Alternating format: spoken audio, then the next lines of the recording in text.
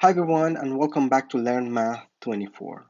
In this video I'm going to solve a sample problem from the ACT math test that involves the sine of an angle in a right triangle.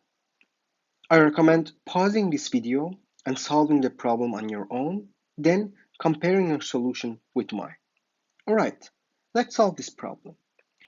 What is sine of B in the right triangle shown below?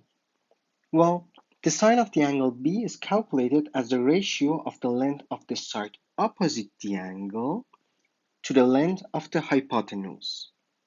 So in this case, sine of B is calculated as 12 divided by 13, and that's it.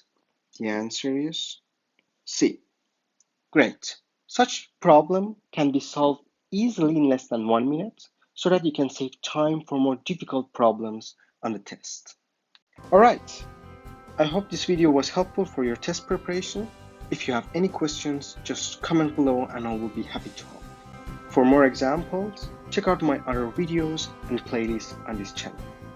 Thanks for watching and see you in the next video.